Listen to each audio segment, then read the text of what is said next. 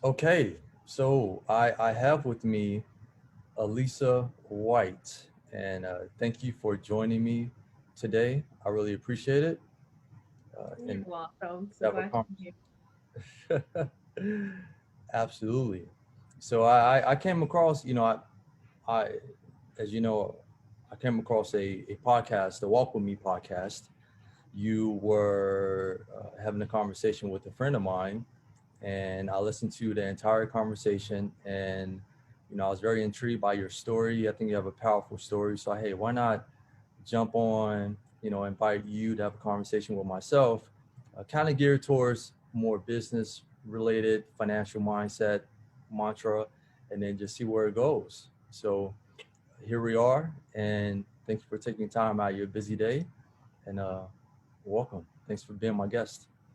Yes, and thank you for having me. I'm excited to share this time with you and learn and share because I feel like I'm a student when I get in your class because I've watched some of your educational videos and it's just so amazing. I feel like, oh my goodness, I have so much to learn. But the key thing is to stay a student and widen our boundaries, not stay in a box or in one location, just keep Mhm. elevating. Absolutely, absolutely. So, Elisa, and I've heard your podcast with on the Walk With Me podcast, and I read a little bit about your background. But just for uh, the audience, just give me a brief synopsis of your background, where you're from, your journey, where you started, how you got to where you are today, and all that good stuff. So again, I was born and raised in Guyana, South America, and I moved to the U.S. I lost track. I think it's about 16 years ago, and became a naturalized U.S. citizen. Very proud of both of my heritage. I've lived in Florida for about 14 of those years, and the last 2.5 to 3 here in Arizona. I started off my professional career as a entrepreneur, actually, when I got out of high school in South America and could not find a job that I wanted. There was like a hiring freeze with the government, which most of our employment at the time came from. And I was in the gap of not old enough to go to university. So I thought I'd start some training from the university that was eligible. I started studying marketing and sort of got pivoted into starting my own business by the request to educate individuals. So I started a tutoring center at 17 years old, which kind of grew and grew. And that took my passion for education and teaching and entrepreneurship and so allowed me such a great space to grow that and determine what leadership looks like for me, what business models should look like, how customers should be served, how employees should be served. And I say a lot of times I'm a bit spoiled because I got the opportunity to do that so early.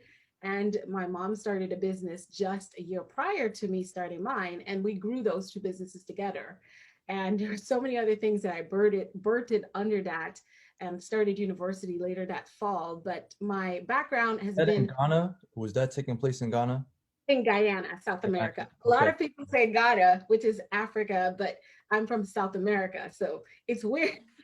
got it, got You look at you like, you're not Latina, but um, we are a multicultural, the only speaking country on the South American planet. it. That's our first language. And then we have Dutch, Spanish, French that we embrace as well.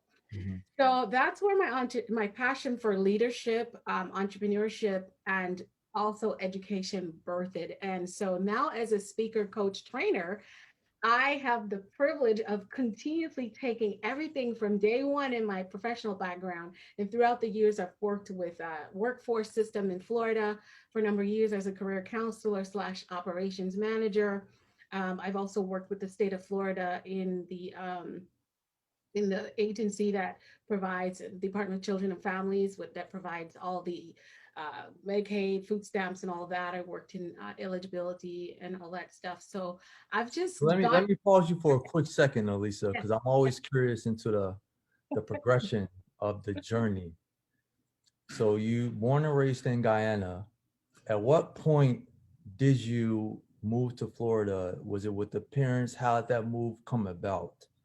So that move came about. I was moving with my mom initially. I was accepted actually into college right out of high school. And when that didn't work out, particularly, I think the claim at the time was my mom didn't have enough assets because my parents by that time would have been divorced. I could not make it to get my visa. I couldn't get my visa to go to University of Delaware, which I was accepted into as a student, but you have to have that student visa. And so that didn't work out. And so my next thing was the thing. So my mom also had paperwork filed since I was probably like 2 years old. So I was going to be here with my mom, but I ended up getting married to my ex-husband at the time. I was about age 22, exactly age 22, like months, days later. I got married. So What I was your ended age when you originally came to Florida, roughly? 24. So 2 years after I got married, I Okay. moved to Florida. Okay. So I was 24 when I got here. I'm actually 40. I have no issues saying my age. I'm 40 years old.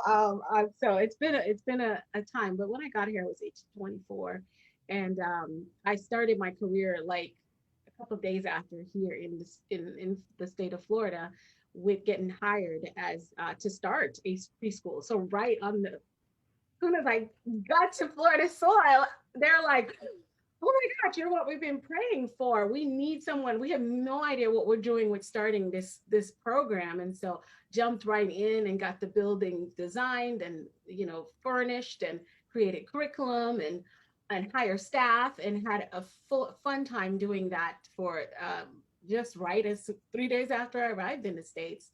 Okay. And so it's Was been that that. for a grade school or what That was it? would be preschool. Yes, my Preschool? major is early childhood education. Okay. Yes. Gotcha. Yeah. One of my majors, business and early childhood education. So I Okay. have two majors.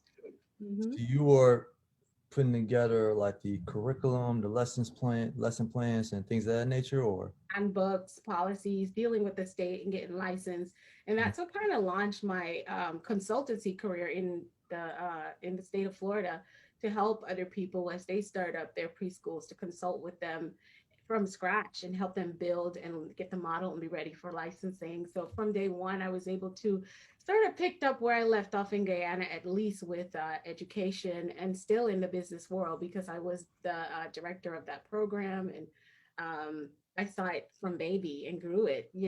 So that was exciting. I did it. Then I worked with the Seminole Tribe of Florida. So it was my path seemed pretty simple of just managing education and leadership. And I most of my years have been in the leadership and education arena Mhm. more than it's been instructional, but I've also spent so much time mentoring teachers. And so I'm just happy where I am now because I get to bring all that together. So even when I work with coaching clients and I do group coaching and webinars, I'm still, able to present in such a way where everybody can relate because of my educational background.